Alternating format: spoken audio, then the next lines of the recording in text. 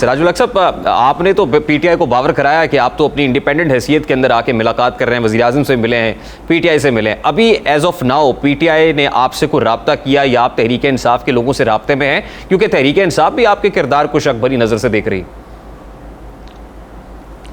جی ہم دونوں کے ساتھ یعنی رابطے میں ہیں، ان سے ہیلو بھی قائم ہے، بات چیت بھی ہو رہی ہے، ٹیلی فون پہ رابطی بھی ہے.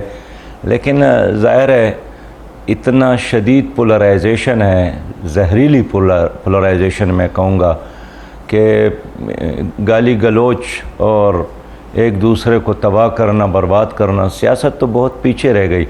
پھر یہ ہے کہ ان کے درمیان اختلافات کسی نظریے پر تو نہیں ہے، نہ کسی کشمیر کی آزادی پر ہے، نہ کسی معیشت کی بہتری پر ہے، نہ آئی ایم ایف اور ورلڈ بینک سے غلامی کے خاتمے اور نجات پہ ہیں، نہ ڈاکٹر عافیہ کے واپس لانے پر ہے.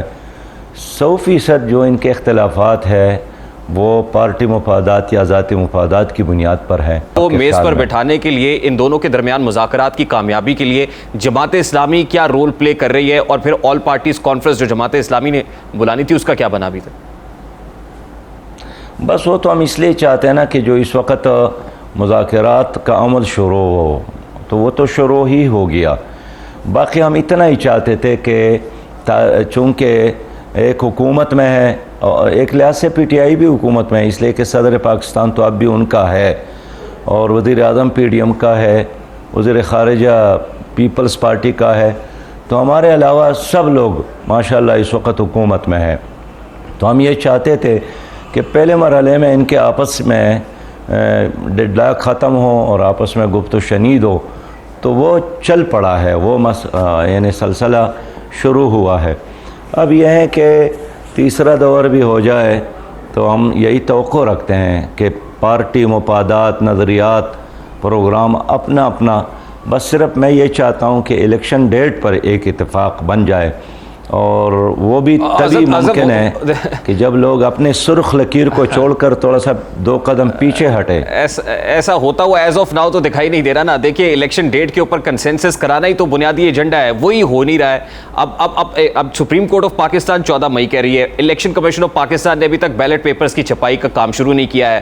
پریکٹیکلی تو 14 مئی کو بھی انتخاب ہوتے ہوئے دکھائی نہیں دے رہے ہیں، اور اگر مذاکرات بھی ناکام ہوتے ہیں، سپریم کورٹ کی وہ ڈیڈ لائن بھی گزر جاتی ہے، تو پھر کیا دیکھ رہے ہیں آپ ملک کے اندر؟ ملک میں انارکی ہوگی، کیوس ہوگا، انتشار ہوگا، سپریم کورٹ ایکٹ کرے گی، توہین عدالت کرے گی، کیا کرے گی؟ آپ تو اگر آپ کوئی لندن کا صحافی مجھ سے پوچھتا تو میں ضرور جواب دیتا کہ میں یہ دیکھ رہا ہوں، لیکن آپ تو پاکستانی ہیں. اب 77 میں مذاکرات ناکام ہو گئی تو کیا ہوا؟ 90 دن کے نام پر ضیاء الحق صاحب آئے تھے اور پھر 11 سال اس نے گزارے. پھر 1997 میں کیا ہوا جب مذاکرات نہیں ہو سکے کامیاب پیپل پارٹی اور مسلم لیگ کے دور میں؟ پھر کیا ہوا؟ پھر پرویز مشرف کے صورت میں 10-11 سال ماشاءاللہ ہم نے دیکھا، بھگتا. تو اگر اب بھی یہ لوگ آپس میں یعنی کسی چیز پر متفق نہیں ہو جاتے ہیں تو وقت تو ہاتھ سے نکل جائے گا، اور سب کو احساس کرنا چاہیے کہ اس کے بعد جو کچھ ہوگا وہ اگر مد نظر ہے تو بہت اچھا ہے، اگر مد نظر نہیں ہے تو ہم یہی بتانا چاہتے ہیں کہ نہ سیاست رہے گی، نہ جمہوریت رہے گی، نہ آپ کی یہ حکومتیں رہے گی، بلکہ یہاں بالکل ایک اور منظرنامہ ہوگا. فائدہ کس کو ہوگا؟ فائدہ تو ان سیاستدانوں کو ہے، نقصان کس کو ہوگا؟ وہ عوام کا ہوگا. اس لیے کہ عوام کے لیے اب بھی سانس لینا مشکل ہے اور جینا بھی مشکل ہے، بلکہ اب تو مرنا بھی مشکل ہے. مہنگائی، بے روزگاری اور اس کے علاوہ بے انتہا بد امنی، اس میں مسلسل اضافہ ہو رہا ہے. اس لیے کہ کوئی حکومت نہیں ہے، مرکز میں ایک حکومت ہے، صوبوں میں عبوری حکومتیں ہیں، نگران حکومتیں، اپروچیبل نہیں ہیں، وہ کوئی ڈیسیجن نہیں کر سکتے ہیں، کوئی اسمبلی نہیں ہے، کوئی وزیر کا دفتر معلوم نہیں ہے، نام معلوم نہیں ہے. تو 100% نقصان جو ہے وہ عوام کا ہے. لاسٹلی اینڈ ویری کوئکلی سراج الحق صاحب ٹورڈز دی اینڈ، بہت بہت شکریہ آپ کے وقت کے لیے. مجھے صرف یہ بتا دیجئے، آپ تو سیدھا سیدھا یہ کہہ رہے ہیں مذاکرات ناکام ہوئے تو مارشل لا لگ جائے گا. اب عمران خان صاحب تیسرا مارچ کرنے جا رہے ہیں، یعنی 2 مارچ وہ پہلے اپنی حکومت کے خاتمے کے بعد کر چکے ہیں، یہ تیسرا مارچ ہوگا اور پھر سڑکوں کے اوپر ہوں گے لوگ. اس حکومت کے لیے کیا میسیج ہے، عمران خان صاحب کے لیے کیا ہے؟